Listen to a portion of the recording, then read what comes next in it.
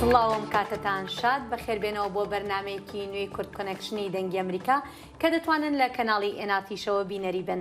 لێرە لە واشنگتن کاتژمێر 8 بەیانیە من هێرۆ زەنگەنەم.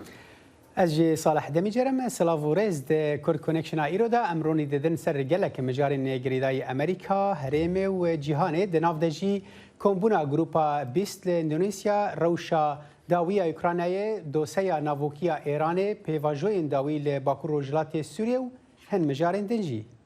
وا هەر لەم بەرنمەی ئەمڕۆماندا بڕگەی لەگەڵ ڕووداوەکانیشتان پێشکەش دەکرێت.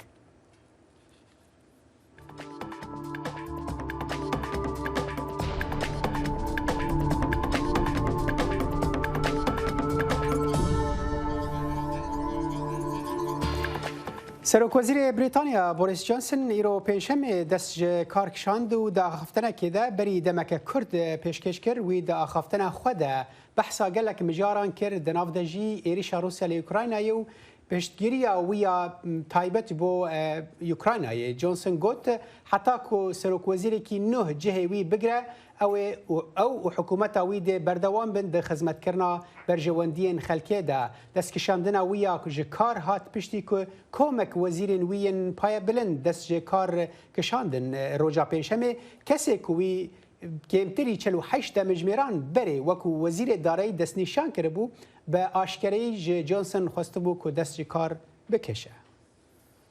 ڤڵۆدیمیر زەلێنسکی سەرۆکی ئۆکرانیا دەڵێت هێزەکانی ئۆکرانیا هەستیان کردووە بە کاریگەریەکانی تۆپخانەکانی کە لەلایەن ڕۆژئاواوە دابینکراون لە بەرەکانی جەنگدا.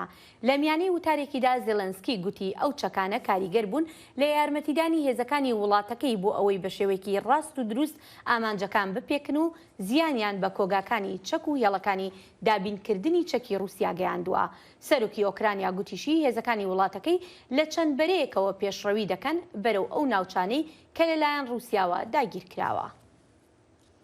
بەڕێوەبرایەتی جۆ بایدن ئاماژەی بەوە کردووە کە بەشداریەکی تەواو لە کۆبوونەوەی وەزیرانی دەرەوەی ئەم هەفتەی گروپی 20 وڵاتی دەوڵەمەند و گەشە سندوودا دەکات کە جارێکی تر بابەتی داگیرکاریەکانی رووسیا لە ئۆکرانیا دەبێتە تەوەری سەرەکی کۆبوونەوەکە.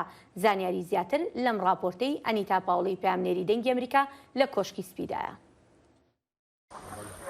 جەنگی ئۆکرانیا دەبێتە تەوەرەی سەرەکی وتیوێژەکان لەو دەمەی وەزیرانی دەرەوەی بیست دەوڵەمەندترین وڵاتی جیهان لەم هەفتەیەدا زەمینە سازی لە بالی ئەندەنووسیا دەکەن بۆ کۆبوونەوەی لوتکەیی گروپی بیست لە مانگی 11دا. بەڵام دیپلۆماتکاری باڵای ئەمریکا پلانی نییە لەگەڵ هاوتای رووسایی دانیشێت و هەوڵی دانوستانکردن بدات بۆ کۆتایی هێنان بە شەڕی 4 مانگەی ئۆکرانیا. من لەو پێگەیەدانی بزانم وردەکاریەکان چۆن دەبن، بەڵام بە دڵنیایەوە پێشبینی هیچ کۆبوونەوەیەک لە نێوان وەزیری دەرەوەی ئەمریکا ئانتۆنی بلینکن و وەزیری دەرەوەی رووسیا سێرگی لاڤرۆڤدا ناکەم. کرملین دەڵێت سەرۆکی رووسی ڤلادیمیر پوتین بەشداری لە کۆبوونەوە لوتکەیەکەی مانگی 11دا دەکات، ئەوەی ئەندەنووسیا میوانداری دەکات و ڕابەرانی گروپی حوتیش گوتیان ئەوانیش بەشداری دەکەن. دەنگی ئەمریکا ئەو پرسیاری لە کۆشکی سپی کرد کە ئایا هەتا ئەو کاتە شیانی یەکلاکردنەوەی جەنگەکە بە دانوستان هەیە؟ ئەوەی ئێمە لە سەرۆک پوتینمان بینیوە ئەوەیە کە ئەو خواستی دانوستانکردنی نییە. سەبارەت بە پرسیاری یەکەمت ئێستا سیاستمان نەگۆڕدراوە و بەردەوام دەبین لە پشتیوانیکردنی ئوکراینە، بەردەوام دەبین لە یارمەتیدانی ئوکراینە، ئەوەی شەڕ لە پێناو دیموکراسیەکانی دەکات و هەروەها لە پێناو یەکپارچەی خاکەکەی. رووسیاش پێداگری دەکات. کردە لەشکریە تایبەتەکە بەردەوام دەبێت هەتا ئەو کاتی ئۆرکەی لەلایەن فەرماندەی باڵاوە دانراوە تەواو دەکرێت. ئۆکرانیاش بە هەمان شێوە. ئێمە هیچ بژارێکمان نییە، ئەمە سەبارەت لە باسەربەخۆیمان و ئایندەمان، سەبارەت لە بەرچاونووسی هەموو گەلی ئۆکرانی. مارک کانسیان شیکار دەڵێت ئەم سووربوونە ئاماژەی شەڕێکی دوور و درێژ دەدات و دەشڵێت بابەتەکە زیاتر ئاڵۆزە لەبەر ئەوەی رووسیا شتێکی هەیە ئەمریکا دەیەوێت. بۆ ماوەی 4 مانگە دەسەڵاتدارانی رووسی ئەستێرەی باسکتبۆڵی ئەمریکایی بریتنی گراینەریان بە تۆمەتی مادەی هۆشبەر دەست بەسەر کردووە. ئەمریکا دەڵێت بە ناڕەوایانە ئەو خانمە دەست بەسەر کراوە. هەمیشە هاوڵاتی ئەمریکایی لەلایەن حکوومەتانی میانیەوە دەست بەسەر دەکرێن. زۆربیان سەرنجی زۆریان پێ نادرێ لە بەرەوەی شکاندنی یاسای ڕۆتینی نەوخۆیە. هەندێکیان بە ئاخیان پێدەدرێ وەک ئەمەی بریتنی گراینەر. دەرەنجام سەودایەک دەست بەسەر دەکەین مەبەستمەوەی یەکێک لە کێشەکان کە بایەخی زۆری پێدەدرێت ئەوە وادەکان نرخەکەی بەرزتر بێ بۆ واتایەکی تر ڕەنگە رووسیا لە بەرامبەر ئازادکردنی بریتنی گراینەر شتی زیاتری دەستکەوێت. ئەی ئێستا چی؟ دوای 4 مانگ بەدەیان هەزار کوژرا و ئاوارەبوونی بە ملیۆنەها کەسی سیڤیل و هەروەها ئەنجامدانی چەندان کۆبوونەوەی لوتکەی ئاست بەرز و بەردەوامی هەوڵە دیپلۆماسیەکان. شەڕ لە ئۆکرانیا ڕاستیکی بنەڕەتی دەخاتە ڕوو ئەوەیە کە جەنگ قورسە و ڕەنگە بەدەستێنانی ئاشتی هێشتا قورستر بێت. بۆ ئەنیتا پاوڵ، سمکۆ عەزیز، دەنگی ئەمریکا. لە دەر کۆمبوونا گروپا بیست و ئەنجامên ku rengê ji wê kombûniyê derkevin niha hevkarê me Necîb Balayî ji pêş kongresê bi me ra ye. Dem baş Necîb, cudahiyên vê kombûnê ji yên berê çi ne? Belê Salih, cudahiyên vê carê li gorî daxuyaniyên ku berî civînên balî yên grupa welatên bîst dest pê biketin گور وان داخوایانیان و گور بو چونین چاودێران جوداهی دê gelek hebîtin ji ber ku sê aliyên hev cuda van civînana da dê bejdar bin. Aliye yekê wekû dizanî ku Ukrayna û şerê Rusya li Ukrayna dê sîbereka tund û bandûreke mezin li ser vê civînê hebe. Li gorî daxwayanîn heta niha hatîne dan û ew aliyên ku bejdarin Rusya ku aliyekê şerê Ukraynaya her wisa welatên ku li dijî Rusya dimînin welatên G7 û welatên Yekêtiya Ewropa û Rojavayî her hemû ku dijî êrişa Rusyan li Ukrayna her wisa aliyê siyê welatên bêdengin weke Hindistanê weke Endonusya û her wisa welatên dinyên ku heta nike raya xwe derbarê şerê li Ukrayna diyar nekirî û helwesta xwe diyar nekirî. Lê pêşî ku Joko Widodo serokê Endonusya Mazovanya vê civînê dike wî gotibû ez hêvîdarim ku civîn wêrankarî li gor yanî di civînan da wêrankarî ronede û bi şêweke normal û asayî pirêve biçin. Baş e Necîb, yanî eger em bidin ber çavan axaftinên wî û her wiha tiştên ku te gotî yanî ew ciyawaziyan tundbûna di helwestan da vê carê wê demê çi qas hêvî heye ku encamên baş ji vê kombûnê derbiçin?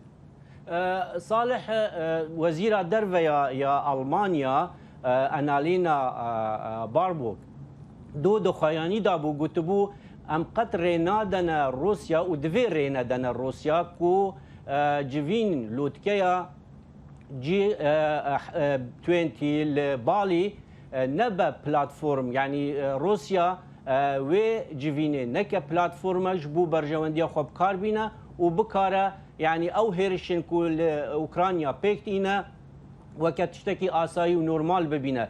Divê ku Rojavayî û bejdarên civînê rênedene ya Rusya ku vê yekê bike. Baş Necîb, eger em bidin ber çavan ku Ukrayna herdem civaka navnetewî daxwaz dike ku piştgiriya bêjin leşkerî ya berferehtir bide wan. Ukraynî divê derbarê de tê hêviyan ji grupa kombûna grupa bîst jî dikin? Salih ya girêdayî Ukrayna mesela ewlekarî dibî ku bête behezkirin kanê çawan alîkariya ya Ukrayna bête kirin. Lê wek dizanî welatên hevdî jî hene yanî Rusya û Çîn û welatên wekê me gotiye bêdeng Endonusya û Hindistan civînê da bejdarin. Dibe ku mesela Ukrayna û mesela Çekî gelek rolê xwe nebîne. Lê tiştê giring di civînê da pirsa ya enerjiyê ye û her wisa ya ewlekariya xwarinê. Netewên yekbûyî jî ev îşarete dabû ku divêtin çareseriyek bête dîtin ji ber ku dibêjin Rusya tête tawanbarkirin ku gelek genim û ew ê Ukrayna û dexludanê Ukrayna ya embarkirî dest daniye ser û bixwe bikartîne. Spas ji bo dema te. Spas ji bo we jî. Dengê Emrîka Cavkaniyeka pêbaweriyan û çaw agahiyan.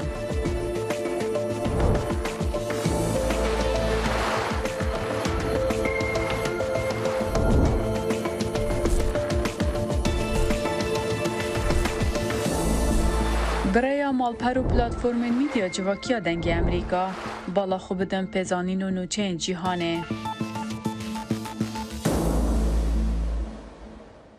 وڵاتانی باشووری ئەوروپا لە ناویاندا ئیسپانیاش داوا لە نیتۆ دەکەن هەڕەشەکانی باکووری ئافریقا چارەسەر بکات. زانیاری زیاتر لەم راپۆرتی هێنری ڕێجوەڵدایە. مەهابۆری بە سەدان کۆچبەران حەولدان ji سنوورê Merako ve derbazî herêma Milêla ya İspanya bibin. Herêkên 23 kes mirin. Piraniya van koçberan xelkê welatên Efrîqa ne ku dixwazin xwe bigehînine Ewropa. Gelek ji wan xwebigemiyan digehînine giravên kenarî yên İspanya û Spanya ditirse ku guşara li ser snûrên wê خرابتر ببن. اوکراینا یک ji welatên serekiyên cîhanê ye ji bo dabînkirina dexl û danî. Dagîrkirina Rûsyayê di sêka henardekirina genimî kêm kiriye. Netewên yekgirtî hoşdarî daye ku qeyrana birsîbûnê li Efrîqa jiyaniha heyî wê xirabtir bibe. Lê Ewropa ji bo zêdebûn û hatina koçberan amade ye. Ev demeke emberê xwe didin ka gelo tevgera zêde ya xelkê girêdayî bilindbûna bihayane yan jî dijwariya wan welatan e ku ceh û genim nagehe berdestê wan. Ewa ji bo me hatiye gotin ewa ku niha nîne lê bi demî ve girêdayî ye. Madrid hoşdariyê dide ku koçberî dikare weke teknîkek guşarê ji aliyê dijminan ve bikar bêt. Her wesa serhildana çekdarên İslamî li hin deverên sahil egera derketina penaberan e. Ewropa dibêjit ceteyên Rûsî yên ser bi grupa Wagner ve rewiş xirabtir kiriye. Gelek zelale got kampanya Wagner li wir e û leşkerên biyanî jî li çend welatên sahil hene. û bêguman sahil ne hewceyî leşkerên biyanî ne. Rûsya sahil bi pêşveçûn û aramiyê heye. İspanya hewil dide harîkariya navneteweyî wergire. Di meha adarê de wê peymanek bi Megrib re girê da bo nehêştina koçberên neyasayî. Rexnegir siyaseta derveya Madridê her tim Merako bi binpêkirina mafên mirovan tawanbar dike. Lê hikûmeta Merako van tawanan red dike. Li civîna bilind ya NATO ya heftiya borî li Madridê İspanya ji aliyê hevalbendiyê ve gefên Bakûra Efrîqayê bi fermî naskirin. Ev yek ji xemên herî giran e ji bo Ewropa û welatê me. Ev jî ji ber nearamî û van qeyranan hatiye. Tevgera koçberên neyasayî, terorîzm, qeyrana xwarin û enerjiyê û rewşa awarte ya keş û hewayê. Di vê navbirê de hêzên NATOyê û Yêketiya Ewropa di çendîn rojên dawî de li beravên İspanya û Efrîqa Bakûr rahênanên xwe encam dan. Niştecihên bajarê Trîfa ya İspanyayê dîmenên pêşînên van rahênanan dîtin. Ew devereke zêde ne arame. Weke bombakê demikiyê. Tu dizanî Megrib çi ye? Her tişt dikare jê derkeve. Wek şer û pevçûnan. İspanya rij ku ew çi destêwerdanê di NATOyê dan nake li ser Bakûra Efrîqayê. Lê berî vajî bi gefên tevlîhev nav dikir. Gelek endamên NATOyê dibêjin waneyên ku ji şerê Ukrayna têne wergirtin ew in ku pêwîst e hevpeymanî ji bo qeyranên pêşerojê de xwe baştir amade bikin. û li vêrê li başûra Ewropayê hevalbend hoşdariyê didin ku nearamiya li Efrîqaya Bakûr dikare bibe pirsgirêkeke din ya mezin. Raporta Henry Ridgwell, Helen Cindy, dengê Amerîka.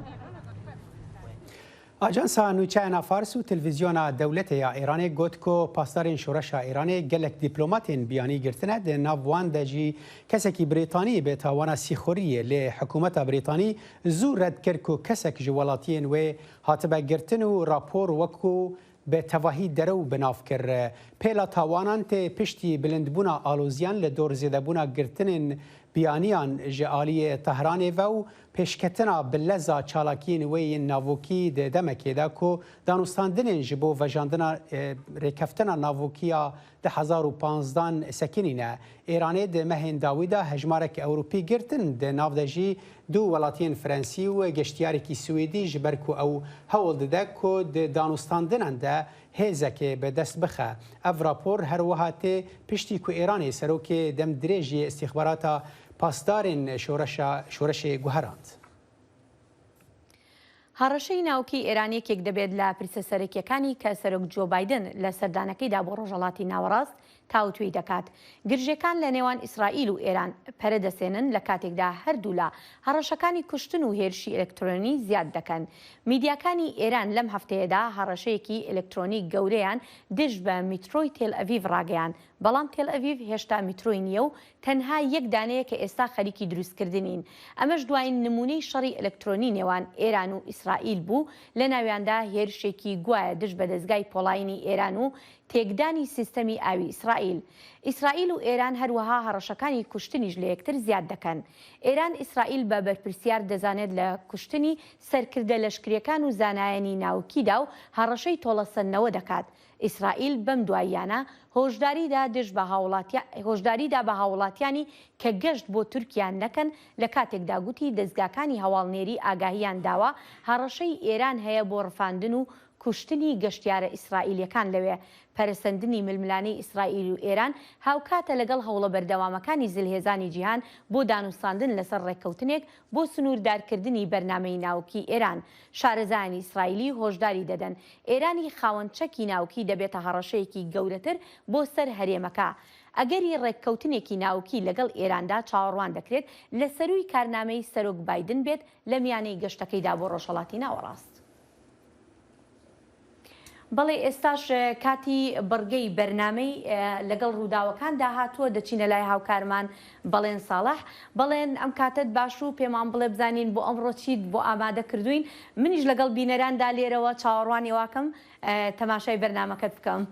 سپاس دەکەم هێرۆ تەوەری سەرەکی بەرنامەیەم ڕۆمان ئەنجامی ئەو توێژانەیە کە لەسەر بەرنامە مشتومڕ لەسەر ناوچیەکەی ئێران دەکرێت و چی ڕوودەدا بە دوای ئەمەدا بە تایبەتی لە پاش کۆبوونەوەکەی دۆحا.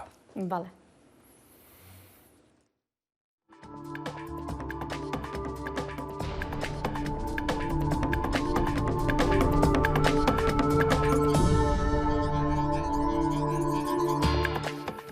بەرنامە ناوچێ مشتومڕ لەسەرەکەی کۆماری ئیسلامی ئێران هێشتا یەکێکە لەو دۆسێ گەرم و گوڕانەی جیهانی لە نیگەرانیەکی قوڵدا هێشتوتەوە، چونکە نە ئێران ملدەدا بۆ داوا نێونەتەوەییەکان و نە کۆمەڵگەی نێونەتەوەییش گەیشتوێتە بڕیاری یەکلاکەرەوەی خۆی. دانوستانەکانی ڤێننا ڕاگیراون چونکە داواکاریەکانی ئێران وەک ئەمریکاش جەختی لێ دەکاتەوە دوور و نزیک پەیوەندیان بە ڕێکەوتنی ناوچێوە نییە. ئێران بەردەوام داوای هەیە لە دەرەوەی ڕێکەوتنە ناوەشیەکە. ڕێکەوتنی ناوەشی تەنها بۆ یەک بابەتە و ئەویش ڕێکەوتنی ناوەچیە. هەر داواکاریەک سنووری ڕێکەوتنە ناوەشیەکە تێپەڕێنێت ئاماژەیە بە نەبوونی ڕژدی و ئاماژەشە بە نەبوونی وابەستەیی. تیمی ئەمریکا لە دۆحا هەمان شتیان بینیوە. ئێران ڕێکەوتنی مۆر کردبێ یان نەیکردبێ وەک چاودێر دەڵێن هەر درێژەی داوە بە پەرەپێدانی بەرنامە ناوچیەکەی. ئێستاش ئەمریکا دەڵێت پەرەسەندنە ناوچیەکانی ئەو وڵاتە جێی پرسیار و گومانن. لەوەتی ئێران خۆی لە وابەستەی بە ڕێکەوتنە ناوچیەکەەوە دوورخستوتەوە کە لە مانگی 2016ەوە کەوتە بواری جێبەجێکردنەوە. بەرنامە ناوچیەکەی ئێران بە شێوەیەک بەرەو پێشوونی بەخۆبینیوە کە جێی نیگەرانیمانە. پێدەچێت دەسەڵاتدارانی ئێران لە کۆبوونەوە گشتیەکاندا جۆرێک داوایان هەبێت و لە کۆبوونەوە تایبەتەکانیشدا داواکانی شتی تر بن. بەڵام خاڵی هاوبەش لەو داوایانەدا ئەوەیە دڵنیایی بە ئێران بدرێ. ئێران وابەستەی دیپلۆماسی فرێلایەنەیە کە بەرەنجامەکەی پێویستە دڵنیایی بدات بۆ لابردنێکی کاریگەرانەی سزا نایاساییەکان. ئێران داوای متمانەی تەواوەتی کردووە کە جارێکی تر ڕێکەوتنە ناوچیەکە هەڵناوەشێتەوە. ئەمریکا پێشێری وابەستەیەکانی ناکات. یەکێک لە داوا تایبەتەکانی ئێران ئەوەیە پاسدارانی شۆڕشی ئیسلامی ئێران لە لیستی تێرۆریستانی بیانی بهێنرێتە دەرەوە. ئەمریکا پاسدارانی لە لیستی ڕەشی تێرۆریستانی بیانی داناوە. داوایەکی تری تارانەوەیە باس لە بەرنامە موشەکیەکەی ئێران نەکرێ. ئەم بەرنمەیەشیان بەشی خۆی مەترسی هێناوەتە ئاراوە لە ناو وڵاتانی هاوپەیمانی ئەمریکادا لە ڕۆژهەڵاتی ناوەڕاست. شەماڵ بەشیری نووسەر و شیکەرەوەی سیاسی لە ڕێی سکایپەوە میوانی کۆنێکشنە. کاک شەماڵ سوپاس بۆ ئامادەبوونت. ئێران هیچ ئاماژەیەکی وهای نیشانداوە تا بگوترێ خواستێکی هەیە بۆ گەیشتن بە ڕێکەوتن و وابەستە بوون بە بەندەکانی ئەو ڕێکەوتنەوە؟ بەڵێ زۆر سپاس کاک بەڵێن سەرەتا سڵاو بۆ ئێوەی بەڕێز و بینەرانتان. لە ڕاستیدا ڕۆژانە چەندین هەواڵ ڕاپۆرت و ئانالیزی زۆرا و زۆر لەسەر ڕەوتی پێشکەوتنەکان لە نێوان ئێران و وڵاتانی ئەمریکا و ئەوروپا بڵاو دەبێتەوە. بەشێک لەو زانیارانەی کە ئێستاکە دەردەکەون ئەوەیە کە ئێران بە هەموو جۆرێک هەوڵ دەدا کات بکوژێت، چونکێنێ بەپێ ئەو تەحلیلانە ئەو زانیارانی کە لە ئارادایە ئێران لە نێوان 6 مانگ بۆ ساڵێک کاتی ماوە بۆی کە بتوانێت یەکەمین بۆمبی ناوکی خۆی بەرهەم بهێنێ. بێگومان بەرهەمهێنانی یەکەمین بۆمبی ناوکی پێگەی ئێران و هاوسەنگی هێز لە ڕۆژهەڵاتی ناوەڕاست بە تایبەتی لە پەیوەندی دەگەڵ وڵاتانی کەندا و دەوڵەتی ئیسرائیل دەگۆڕێ. لەبەرەوە ئەوەی کە هەتا ئێستاکانە شیمانە دەکرێت کۆماری ئیسلامی ئێران لە دانوستانەکان چه ئەوەی کە هەتا ئێستاکە لە ڤێنە لە ئارادا بوو، چه ئێستاکە لە دووحە لە ئارادایە جۆرێک لە کاتکوشتن بەخۆ دەبینێ. باشە ئەو کۆبوونەوە ناڕاستەوخۆی نێوان ئەمریکا و کۆماری ئیسلامی ئێران کە لە دوحە کرا و هیچ ئەنجامێکی نەبوو. بەڕای جەنابەت ینی هیچ شتێک لە ڕەوشی دانوستانەکان ئەگەر دەست پێ بکەنەوە دەگۆڕێ ئایا دەکرێت بۆ مانە لێکی بدەینەوە کە تەواو ئیتر دەرگای گەیشتن بە ڕێکەوتن بە تەواوەتی داخرا؟ ئەم پێم وابێ ڕێگای گەیشتن بە ڕێکەوتن ڕۆژ بە ڕۆژ ئاستامتر و زەحمەتتر دەبێت. ئەمەش بۆ ئەوە چەند هۆکاری هەیە. یەکان ئەوە بوو کە باسم کرد ئێران بە هەموو شێوازێک هەوڵ دەدات بە بەرهەمهێنانی بۆمبی ئەتۆم هاوسەنگی هێز بگۆڕێت و دەستی خۆی خورس بکە لە دانوستانەکان. لەلایەکی دیکەش وڵاتانی کەندا و ئیسرائیل ڕۆژ بە ڕۆژ لە گەشەسەندن و پەرەسەندنی پەیوەندیەکانیاندان بە تایبەتی لە دوای نەمانی ناتانیاهۆ هاتە سەرکاری نەفتالی بنێت ئێمە دەبینین کە استراتیژی ئەختاپوس کەوتۆتە گەڕەوە کە لە هەشت لاوە لە چوارچەوەی هەشت کۆڵەکەی گرنگ و بەفراوانەوە هەوڵی گەمارۆدان و لاوازکردنی ئێران بەڕێوە دەبرێت بە تایبەتی لە چوارچەوەی ئەو پەیمانە سیاسی ئابووری ئیستخباراتی و تەکنۆلۆژیانەیدا کە لە نێوان وڵاتانی ئیسرائیل و وڵاتانی کەندا و باکووری ئافریقا هاتۆتە ئاراوە. هەر بۆیە تۆخەکە ڕۆژ بە ڕۆژ بەرەو ئالۆزی دەچێت. لەلایەکی دیکەشەوە کێشەکان تەنها کێشەی نێوان ئێران و وڵاتانی دەرەوەنیە. ڕۆژ بە ڕۆژ ناڕزایەتی جەماوەریەکانی خەڵکانی ئێرانیش لە پەرەسەندندایە. ئیتر لەوەی بوو دواوە ئەوەی کە ئێمە کە ئێستاکە لە هەرێمەکەدا شاهدین ئەوەیە کە کێشەکان تەنها پەیوەستنین بە یاری دەوڵەتە زلهێزەکانەوە بەڵکو ناڕزایەتی جەماوەریەکان، قەیرانی ئابووری و قەیرانی ژینگە و ئەو ڕەوشە لەبار و ئاستەمەی کە هاوڵاتیانی ئێرانی ڕوبڕووبوونەوە ڕۆژ بە ڕۆژ لە پەرسەندندایە و ناڕزایەتی جەماوەری ناخۆی ئێرانیشدا بۆتە فاکتەرێکی دیکە کە زەخت لە کۆماری ئیسلامی دەکات. هەربۆی ئێستاکانە پرسەکە ئەوەیە چەندە ئێران دەتوانێت بە بەرهەمهێنانی یەکەمین بۆمبی ئەتۆمی هەم هاوسەنگی لە ناوخۆی وڵاتدا بەهێز بکات و هەمیش بتوانێت داخوازەکانی بەسەر دەوڵەتانی ئەمریکا و ئەوروپا و وڵاتانی کەندا و ئیسرائیلدا داسەپێنێت. بەڵێ کاک شەماڵ دەگەڕێمەوە بۆلات ئەوروپاییەکانیش ئاگایی دەدەن بە کۆمەڵگەی نێونەتەوەی تا فشار بخرێتە سەر ئێران و ئەو بەرنووسە مۆر بکە وەک دەگوترێت ئامادەیە بەرنووسەکە. پێویستە ئێران دەست بەجێ ئەو ڕێککەوتنە پەسەند بکات. ئەگەر ڕێککەوتن نەکرێت ئەوە هەوڵە ناوکیەکانی ئێران دەبێتە مای دارمانی ڕێککەوتنە ناوکیەکە. لە ئەگەر یاوەها سیناریۆیەکدا ئەوە دەکەوێتە سەر شانی ئەم ئەنجومەنە تا هەنگاوی یەکلاکەرەوە بنێت بۆ دڵنیابوون لەوەی ئێران چەکی ناوکی دروست ناکات. لە ئەوروپا وڵات هەن ئێستا و پاش ئەم ئەزمموی و توێژانە لەگەڵ ئێراندا باس لە مەترسیە ڕژدەکانی کۆماری ئیسلامی ئێران دەکەن لەسەر ئاسایش و سەقامگیری ڕۆژهەڵاتی ناوەڕاست و جیهانیش. دەمەوێت خواستی خۆمان دووبارە بکەمەوە بۆ سەرکەوتنی دانووسەندنەکان لەسەر گەڕانەوە بۆ وابەستەیی بە ڕێککەوتنە ناوچێکەوە. ئێمە هاوڕاین لەگەڵ ئیسرائیلدا کە ئەم ڕێککەوتنە بەس نییە بۆ ڕاگررتنی جموجۆڵە جێرە شێوێنەکان لە هەموو کاتێک زیاتر دڵنیام لەوەی ئێرانەکی خاوەنچەکی ناوچی دەشێت جموجۆلی ترسناکتر بکات. پێویستە هەمومان داکۆچی لەم ڕێکەوتنە بکەین و بەرژەوەندی ئاسایشی دۆستەکانمان لە ناوچەکەدا ڕاچاو بکەین بە تایبەتیش ئیسرائیل. هەر بۆیە پێویستە دانووساندنێکی بەهێزتر بکەین لەسەر بەرنامەی مۆشەکی ئێران و جموجۆلەکانیشی لە ناوچەکەدا. تەلەڤیڤ کاوپەیمانێکی سەرەکی و استراتیژی ئەمریکایە داوای کاری پێکەوەی دەکا بۆچی وەک دەڵێ بەرەنگاربوونەوەی سیاسەتە شەڕانگێزیەکانی ئێران. ئەم ڕەوشەی ئێستا ئەگەر هەروە بەردەوام بێت ئەوە دەڕوات بەرەو پێشبەرگەی ناوکی لە ڕۆژهەڵاتی ناوەڕاستە و ئەمەش دەبێتە مایەمە ترسی لەسەر ئاشتی جیهان. دەبێت پێکەوە کار بکەین بۆ ڕێگەگرتن لەوەی ئەمە ڕوو بدات. کاک شەماڵ وەکو جۆمان لێبوو ئەوروپاییەکانیش ئێستا بە ئەندازەی پێشوو گەشتبین نین بەوەی کە بگەنە ڕێکەوتن. بە تایبەتی ئەو گوتارانەی لە فەڕەنساوە جۆمان لێ دەبێ زیاتر جەختکردنەوەیە لەسەر ڕەفتار و لەسەر شەڕانگێزیەکانی ئێران. ئەو جۆرە گوتارانەی فەڕەنسا یارمەتی دەردەبێ بۆ ئەوەی کە وەکو فشارێک لێک بدرێتەوە و ئێران ڕابکێشرێت و ڕێکەوتنەکەی پێمۆر بکرێ.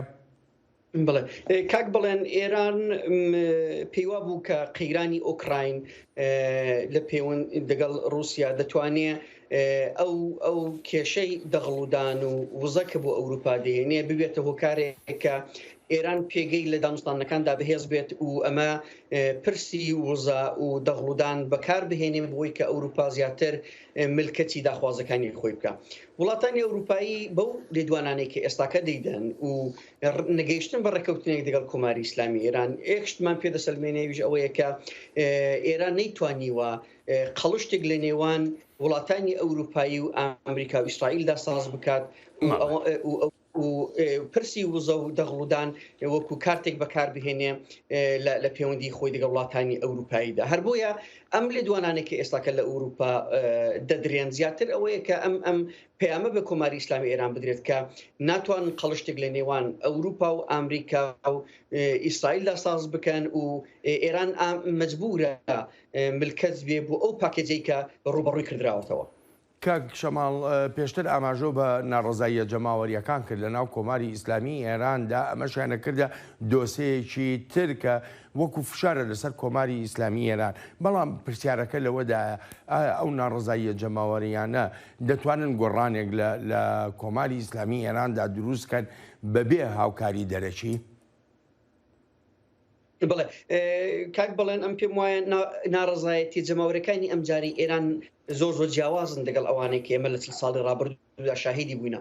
جاران ناڕزایەتەکان بە جوغرافیایەکی بچووکەوە سنووردار بوون و زۆرتر هەڵگری یەک دانە ناسنامەی ئەتنیکی بوون. بەڵام ئێستاکەنە ناڕزایەتی جەماوەریەکانی ئێران چوارچێوەی یەک دانە ئەتنیکی تێپەڕاندەوە بەسەر هەموو نەتەوەکانی ئێراندا بڵاو بۆتەوە و هەموو کون و قوژبنەکانی ئێرانی گرتەوە. ئەمە لە بڕایدام ئەمە بۆ خۆی یەکێک لە کارتە هەرە بەهێزەکانە کە کۆماری ئیسلامی ئێران مەجبوری جۆرێک لە ڕێکەوتن بکە کە قەیرانی ئابووری بەرەو جۆرێک لە چارەسەری ببات و ڕەوشی ناوخۆی ئێران بەرەو ئارامی ببات. ئەوە یەکێک لەو کارتانەیەکێک لەو خاڵانەیە کە وڵاتانی ئەوروپا ئەمریکا زیاتر هیوایان لەسەر هەڵچنیوە کە بتوانن لە ڕێگەی ئەم ناڕزایەتی جەماوەریانە ئێران زیاتر ملکەتیم داخوازیان بکەن. بەڵام بێگومان پێویستە ئەمەش لە پرۆسی دانوستانەکاندا بایەخی پێ بدرێت و زیاتر وەکو کارتێکی زەخ لە جی ئێران بەکار بهێنێت بۆی کە هیوایەکی زیاتر ببەخشێت بە ناڕزایەتی ناوخۆیەکان.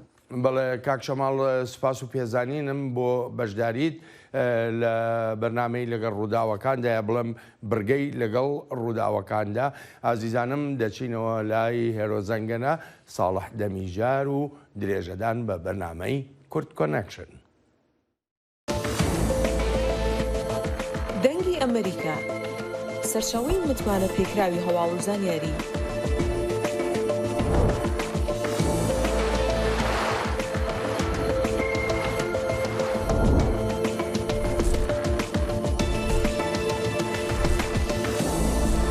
لە ماڵپەڕ و تۆڕە کۆمەڵایەتیەکانی دەنگی ئەمریکاوە ئاگاداری هەواڵ و گۆڕانکاریەکانی جیهان بە.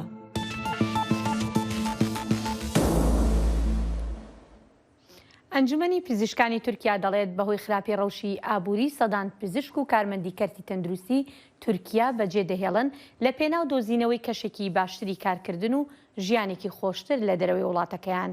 کارکردن لە کەرتی تەندروستی لە تورکیا زۆر سەخت بووە لە کاتێکدا پزیشکان موچەکانیان زۆر کەمە. زانیاری زیاتر لەم راپۆرتەدایە. Bi sedan bizişk li Tirkiye ji bo derfetin li derveyê welat dest ji karê xwe berdan. Di sala 2021 de zêdetirî 1000 bizişk belgeyên rewşa baş ji rêxistina bizişkên Tirkiye xwestin ku karibin li derveyê Tirkiye bizişkî bikin. Dr. Tahsin Çınar, pisporê anesteziye li nexweşxaneyekî zanîngehê tenê yek ji wan hezanên ku ji ber zêdebûna zehmetiyan li Tirkiye li hember bizişkan wesiyaye. Türkiye'de doktor olmak... Doktorî bêguman yek ji wan pîşeyên herî dijwar e li Türkiye ji ber ku eger em diwarê aborî da dest pê bikin, pizîşkên nû dibin sinûrê hejariyê da qezenc dikin û ev jî têrakiriya xaniyekî li Stenbolê nake. Em hewl didin ku bi zêdetir kar bi şevê da bikin. Dr. Çınar anî ziman ku hin hevalên wî ji bo ku li Almanya bixebitin dersên zimanî Almanî digirin. Ev bawer dike ku li Tirkiye kesên zana û xwendî ji welat koş dibin. Hemamayek ji çar hevalên min yên doktor yên nû dersên zimanan digirin. Piraniya wan dersên zimanê Almanî digirin. Li Tirkiye pêş pizîşkiyê xilas dikin û wek pizîşkên pispor diçin Almanyayê. Koçberiya kesên zana pir ciddî heye. Kedeke pir giran heye. Lê ez hevalên xwe tawanbar nakim ji ber ku qîmeta pizîşkekî li vir tune ye. Di meha Adarê de Serokkomarê Tirkiye Recep Tayyip Erdogan gotibe ku bizişkên ku dixwazin biçin derve dikarin herin û derkevin. Du rev vî gotinên xwe nerm kir û got ku ev bawer dike ku bijîşkên ku çûne derve di demekî nêzik de vegerin welatê xwe ji ber ku Tirkiye soza pêşerojek geşta. Tundiya li dêjî pasporên tenduristî li Tirkiye ji her ku diçe zêde dibe. Bi taybet ji ber ku xebatkarên tenduristî bi 2 salan bi pandemiya korona mijûl bûn. Dr. Burak Açıkgöz bizişkê Tirkiye 3 sal berê piştî ku zarokê wî hatê dinê ji bo ku pêşerojekî geşte ji wan re peyda bike çûye Swêdê. İstanbul'da görev li cihê ku min li Stenbolê dest bi xebatê kir, birînsaziyên pizîşkî pir baş dihatin kirin. Me karekî baş dikir. Ji alîkî ve dema ku zarokê min çêbû, من فهم کرد که از جبو سبروجه هنکی غمگین بوم. دما زاروک کی مرو نبه و که زیاده فهم ناکه. دکتر اونور قراهانجی یه ریخستنا بزشکن ترک دست نشان کرد که جیانا به قالیتای ولاتن اروپایی بال بزشکان دکشینه و اروپا بوی آوایی بزشکن هری جهاتی و ارزان ین جدورن دن ین جهانی پیدا دکه. انفلاسیون ل ترکیه پیواژوی که پر جدایه. ل ترکیه انفلاسیون پر زیاده بویه. که به زیاده بونا بهای انرژی و بهای خوارنا لأوروپا و امریکا را نای برهف کرن. رجای انفلاسیون لگوری هجمارین فرمی جسدی حیشتیه. لگوری راپورین سازین لکورین سربخوشی همه جسدی 180 هیه. Enes Özkan dibêje ku enflasyona bilintiya li Tirkiye'yi rast bi koçberiya kesên zana û xwendî re girêdayî. Türkiye'deki enflasyon çok koçberiyeke fermî ber bi Avrupayê ve herî zêde bûye. Got Avrupa hewl dide çêtirîn û erzantirîn koçberan hilbijêre. Herçend divê em li sedemên koçberiyê binerin jî belkî di destpêkê de em dikarin wê weke azadiyê binav bikin. Ew kalîteya jiyanê ye. Li gorî daneyên fermiyên ku roja duşemê hatin weşandin, enflasyona salane ya li Tirkiye di meha Hezîranê de gihaş ji sedî hefteyê 8.62 ku ev rêjeya herî zêde ji sala 1998 vir veye ku bi mehane bihaya kel û pelan ji sedî 4.95 zêde bûye. Rûken Işık dengê Amerîka Washington. لی دور هولدانین هن پزشکین ترکیه درکتنا درو و روشا آبوریا کو فشار ده سر گلک آلیین جیانی لی ترکیه نها پیامنیر ما عارف اصلان جوانه به مرایه دم باش عارف کرتا ساغلمی لی باجار وانه ده روشا که چاوه ده یوارو جان بله وکیل ترکیه تباهی ترکیه لباجار وانه جه همان روش ام دکارن بیجن همه دکتر ام دکارن پرانیا دکتر ام دکارن بیجن کو حول دادن در جوالات در کبن ل ایرو تشتکی daha بیجن گرینتر هیا کو ایرو له تباهی ترکیه همه دکتر لسر بیانه جبر کو دو ل کنیای دکتر بنا و اکرم کاراکایا جعالی حجی محمد اقچا و هاتا کشتن وک چوی سر جه کار اکرم کاراکایا و به دمانجا خویا پیورداری کو او جوک لنخوشخانه که دی وک هز تایبتی پاراسنه دوی نخوشخانه دا شول دیکه هاتیه سر جه اکرم کاراکایا دا گرتیه و او کشتیه نه جبر و بویره لتواهیا ترکیه به پیشنگیا اودین بیجیشکان و سندیکاین دکتران چالاکی تنه کرنه ایرول باجار وانه جی لبردری دریه نخوشخانه هرمیا وانه اف چالاکی خو پیشاندان پیک آد و صدان دکتر لبردری نخوشخانه برهف بون و نرازی بون ام خل همبر حکومت پکینان او چه دبیجن کو اف پزگریکا توندیا لسر دکتورا پزگریکن دکتورا شرط و مرجن وان به تواهی به پولیتیکاین حکومت ور سدمنون اون و هر وها پزگریکن جواکی نجی تنه کشتنا دکتور داوی نت بله عارف دبیدره دا یکیتیا دکتورین ترکیه چه دبیجه اگر تو کرتی برسوان بدی یکیتیا دکتورین ترکیه چه دانه هنه برسوی چه ددن دوی درباره ده نهال لگور دانین TTB yani dibêjin ku ji ber şert û mercên nihal Tirkiye di nava 10 sala da nêzî 5000 doktor ji Tirkiye koç kirine û çûne. Problema wa sedema waya herî zêde jî krîza aborî ye. Dema ev qas doktor ji welatekî derdikeve pizgirêkên ku li niha nexweşxana jî dijin zêdetir dibe. Ji ber ku kesê ku rûnişvanê ku dixwaze biçe nexweşxaneyekê kontrol bibe an jî xwe bide nîşandanê doktor û zaneka problema ew nexweşiya wê çi ye? Baş Arif bibûre dema Mekkê me pemlêrê me Arif Aslan ji wanê te merabeyî gelek spas. ئەگەری هێرشێکی لەشکری تورکیا دژ بە ناوچەکانی ژێردەسەڵاتی کوردەکان لە سووریا تا دێت زیاتر دەکات. پارتە سیاسی کوردەکان نیگەرانی خۆیان لەسەر ئەم بارودۆخە دەردەبڕن. کوردەکانی سووریا شەڕەت دەکەنەوە و داوای گفتوگۆکردن دەکەن بۆ ڕێگریکردن لە شەڕ. ئەمە بابەتی راپۆرتی زانا عومەر پێیان نێرمانە لە قامشلۆ. ئەگەرا دەستپێکردنا ئۆپراسیۆنێکە لەشکری ژالیە تورکیە لەسەر هەرێمên کوردی سووریێ زێدە دبێ نەخاس پشتی جوینا ناتۆیê. سیاستمەدارên کورد li Sûriyê divê bawerê de ne got Tirkiye erêkirina aliyên navdewletî bi dest xistiye. Sekreterê Partiya Çep a Demokrata Kurd li Sûriye Salih Geddo dibêje pêwîst e Amerîka roleke erênî di navbera rêveberiya Xweser û Tirkiye bilîze got pêre rê li ber şer bigire. Em hêvîdarin ge Amerîka vê rastiyê zanibê carek di milletê me neke qurban ji bo هن برجواندیه وی عالی یا وی عالی یعنی اوه بگومان و یعنی باندورا کوی مزن لسر ملت ما هبه و لسر ربریا خسر جی هبه و از باورم تشتی گوداوی جی رودا جواتا ناتو دود اوه ده مترسیک مزن چیکر داره می و گوند زانن مترسیک مزن چیکر برێز گەدۆ di berdewamiya axaftina xwe de destnîşan dike got Kurdên Sûriyê li gel Tirkiye diyalogê bikin. دوخته گو ام ابدا دجمنایا دولتا ترک ناخوازن و ام ناخوازن روجا کج روجا گو ام و ترک ام تکون مواجهه حدود عکساوی ام دخوازن گتکلیم باش پیوندیم باش دناو ما و همه جیران مذهبه و یک جواجی دولتا ترک laliyekî din aliyên Encûmana Niştimaniya Kurdî li Sûriye enekese şerê li herêmê napejirîne û diyar dike got şer dê bandoreke neyînî pir mezin li ser rewşa Kurdan li herêmê bike. Endamê desteya serokatiya enekese Nehmed Dawûd dibêje got Tirkiye dikare birêkên aştiyane ewlehiya xwe ya navdewletî biparêze û pêwîstî bi şer tune.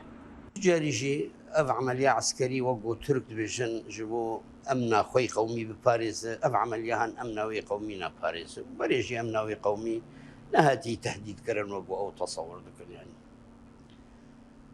مشكلات مزن والدبري شبه مجتمعي دولي إلو مدعوي يعني حجم في كارثة فين بكو نهي عملية عسكرية بكرن خاصة قو تركيا تشتي دخستن ستنت دفان دانوستن خوي داويد تشتي قو دخست ببه أو تشتانان ستندن جبر في يعني عمليات عسكرية وخسارتك همو أطرافها يعني حتى تركيا خسارتك برێز داود دیار دکە گۆ پێویستە کوردین سووریێ ڕێڤەبەریا خۆسەر ji ئەزمونên xwe yên berê Sûdê bigire û dibîne got rêveberiya xweser dikare riya diyalogê Tirkiyeyê re bipejirîne. سياستها ما أو ضريا حواري أم كاربن قال لك بسكريك وخا حل بك ضريا شعاراتي وزرطات أمنا جن تشتكي إيروديس أم لويري يبقى تشتكي باش تفقوا ظرف طنج بوجي في ظرف طنج جي جارنا هناك ميراني دفي وأم كاربن سياستك بدن مشاندن نفس سياستك شعاراتي سياستك واقعي أم شاو ملتي خوف بارزوري ريا حواري تشتكي هجایه هەردوو ئالیên Kurdên Sûriyê li Bakur Rojhilatê Sûriyê riya şernapejirîn û bang li Amerîkayê dikin got fişarê li Tirkiye bike û deverê ji şerrekî mezin biparêze got hemû alî wê tê de zirarê bibînin. Aliyên Kurdî li Sûriyê bi bîr dixin got tu dijmenatiya wan bi Tirkiye re tune ne. Birova jî wê ew amade ne got deriyê diyalogê bi Tirkiye re vekin û bigihêjin çareseriyekê berdewam. Lê xuya got Tirkiye biryara operasyona leşkerî standiye û li hêviya ronahiyeke keske ji Amerîkayê. زانا عمر دنگی امریکا قامشلو انجمن گشتیا ریوبریا خسریا باکور و رجلات سوریه دوهد داخویانیه که در روش تنگاویان لتواهی هریمن باکور و رجلات سوریه راگهان به صدما گفن ترکی لوان هریمان و جبو پاراستنا خلک سیویل لگور کو داخویانی به ناف کر جبو رونی کرن و شیروا کرنا و مجاره نها لقمان احمد پیودار ریوبریا خسریا باکور و رجلات سوریه بریا سکایپ بمرایه دم باش ما مستلقمان و چما روش تنگاویان راگهاند و چه مترسیه راست راست لهرمی هيا دم باش جبوا و همو گهدار و تماشپانن و شخوا ابدما کدریج گو ترکیه میگافان سربا پر رجلات سوریه دخوا هم میجی دجه ایریشی هرمه بکن تبی گو جهرمه تجاری نتانگاوی جبو ترکیه درکتی نه ایریش سر سینور ترکیه چه بوده جبوه و جبوگو ریوبریا خسر کارب بهتر روشه بریو جبوه روشه آورته هاتا دیار کرد. باشه یعنی دوی دمان هذا تشتكي ام ببيجن نشان اوبراسيون هنا تيريشن دس نشان كيري هنا كو حتى وبريار دا دوی دمه دا روشك وها راگين از چما في برسيت كمش بركو اف روش جاري كي دخل كيش دي ترسيني دما روشه تنگاويا رادگيني و دمه خلق دبي ما ترسي هاتيه بردري تمام لغوري دافيانيان گو تركيا دده اف مترسي ام بيجن دما گو پيك بي گره كم جبوي حاضر بن ام ناخازم پيك بي اما هگر گو پيك هات و ام جبوي نه حاضر بن و چاغه جبوري و بريج تشتكي نباشه ام دبيجن اف گفانا جدينه و ام بجدي لدنارن جبوي گرك ام همو آماده کاری خبركن دما گو ايريش نوسا چيبون ام کاربن گله خو پاريزن و زيان هري كيم گوچه ببیجی گرک بگهج هرمه جبوی ربیبریا خسر حمو درفتن امکانن و دست بدنه گوتن ام و هزینن جبو پاراستنا گل یعنی او روشا اوارته جبو پاراستنا گل یعنی مینا کز بیجم اگر جبو خوارنه به اگر جبو و خوارنه به اگر جبو مجارن تدرستیه به اگر جبو مجارن جدا جدا بن گرک ربیبریا خسر و حمود شتی تامین بکه جبر گوام کتن روشا شردی ایدی تامین آوان تشتا و زحمتی تدهبن جبولو حاضری دوی آسته ده یادی ترش بو گل مجی زانب گو روش دبه و گو هستن روشا شر و گرک گوروی اوجی خواما ده بکه اوایاش بو ایریشاش دربه و چخوا گو ایریشا اجدر و چه بود هندر دجی دبه نکشانه رازایی هبن او هبن گو اوجی کارن خراب ده هرمید بکن جبوی گرک گلمه حموه شیار به گو روش آنکا روشک آوارتیه باشه ما لقمان ده برانبر وی که ام دزانن اگر هاتو ترکیه ایریش کر امکان ریوبریا خسر نینن کو کار براستی جی یعنی ام ببیشن وان هریمان تفدا بپارزه یعنی جی و ایریش رد بکه و دمه پیوستی به آلین دن هنه وکو رژیم وکی امریکانه وکو روسانن دوی درباره در ریوبریا خسر چی گاو آویتنه؟ انا جبو ایریشه که وصا تأری کرن جهت دوره هینا که جبو ایریشه در نکتیه اما تبي وصاجي دولة تركيا بزي از ایریش بکم برای بریا خسر في مجارده همو هولدان يفت که گو ایریشایا چینب یعنی ام کار دکن گو ایریش چینب اما دما گو چه بوجی گرک گو ام گلی خوا بپاریزن شخود هندر اوه مجارده جی گفتگو به حکومت شامه هیه دا گو ام به هفدوره هیزن قصده و هیز حکومت شامه ام سونر ولات خوا بپاریزن دجی ایریشه که محتمل جو ترکیه و اوایا وک لها واتنه که چه بویه گو نقطه بره حکومت شامه تیدا بولگوری لها واتنه 2019 و نقطه خوا بهتر خورتر بکه هم جی کارب آلاون شر یه ازمانی بخوره بین وان هرما چوا اوایا جی ده هجمار ده هجمار هاتنا لشکر حکومت شامه هجماره که کنترل کریه ما نرینا تگیش سز دعولی برنید کم دما مکیمه لقمان احمد پیفدار ریوبریا خسر باکور و رجلات سوریه گلک سپاس بودماته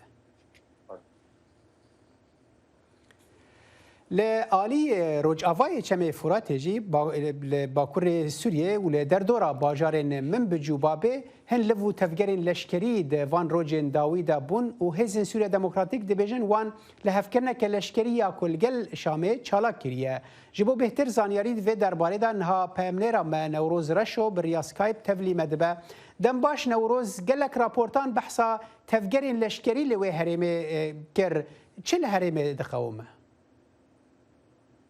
بله الهريمة رجعوي بيجي خطة ساجورة كل باكورة من بيجي كافيه تا هريمة بابي وندوارين بابي وكوبنافي هريمة شهبتين ناصرين ولكلك ويجي هريمة شهبة باجاروكي ترفعتي وبندوارين وبلافرقها من الغير سبت خوبين في دفاري لفو تفجرا كاروان لشكريين تركي هي أوج دسبيكا هيفيدا وجسبيكا في حفتي دا جالك كروان الاشكري درباسي فان تخوبا بونه تخوبين كو ام دكارم بيجد وجافاي حلبين هم بيجد نافدا هريما بابيد نافدا وهر وكيدن وكي من انيا زمان هريما شهبا وبتهيبت ترفعت كو دربدرن عفرينين لدمينن اف هريم اف جدسبيكا حفتي دا لفو تفكيرك لشكري وكمبونك ارتشا تركي للدرجه دي لكيلك وتنش داوي اف لفو تفكيرك كو ارتشا ترك بسرفان تخبنا بيكتينن لفو تفكيرك ارتشا سوريجي هاي شخو اف دفر همان دنين كو قف لي هات خانكو في در دي ارتشا ترك چالاكيه لشكري انجام بده همان باشه نوروز یعنی نظام هنکی دنگی تا او بو از بهوی دنگ چه به حتی اسپرس خواب داوی بینم ام دزانن کو هزن رژیم وقتی جی گوت وان گلک هریمان و دره هنه و هزن کرد جی و دره هنه دوی درباره ده هفریزیک ناوین وان هر دو هزان ده هيا لسر عرضه کو کاربن ایریشه که پیش بینا ترکیه رد بکن وكيكو ما دراغ هانديني دا جديد وكيكو ام بخوجي دشو بينن لسر عرضه دو انجام لكليه ما برايدار رشكريين كل سر عرضه هنا دما ضويه دو دفي حفتي دا لهفكرنا ك لشكري دو نوفبرا هيزن سوريا ديمقراطيك او ارتشا سوري دا شي ده انجام في لهفكرنا كو بمسؤولية يانجي بجدانا هزن روسي انجام دانه كو اف بخه بردوامية الهفكرين اكتوبر 2019 دي بنافكرين ده انجام دا زيدكرنا هزن لشکریین رژیم سوری و دفره چی بوده یعنی حتی نه هم روز دکاره به 4 هرمین کو د ناغر و هفکرینه ده هاتنا بنافکرین و هبونا هزین لشکری لزیده به او براستی جل سر عرضه به دو دوران اویا کا به هاتیه کو گلک شانده لشکریین هزین رژیم سوری و چکینگران لدفره بجهبونه جنافان هد دفرین کو زیده بونا هزین لشکری لچی بوده هرم امون بجیه هرم عین عیسیه و هرم کوبانی هاتیه بنافکرین و هر وکیدن هرم بابه لسر عرضه اف هبون ذكرنا في هبونا لشكريه هزن حکومت سوری بدو دوران تنها پیکاتیه او جی هرما عین عیسی و دمن چوی دجیل گندوارن ام ببین کوبانی لتانها در دوری زدکرنا هزن لشکریین حکومت سوری به تایبت لباجار منبجی او بابه تو آگاهی کوفه که حتی که اشتراز باشه نوروز خالات زلال بو نوروز رشو پاملیرا ما گلک سپاس بودمات بەڵێ ئازیزان لێرشدا هاتیینە کۆتایی بەرنمەکانی ئەمڕۆمان و کۆتایی بەرنمەی ئەم هەفتەیەمان هەتاکو و ڕۆژ یەکشەمە جارێکی تر دێینەوە لاتان بمینن دناف خێر و خۆشیەدا هەشاد بن.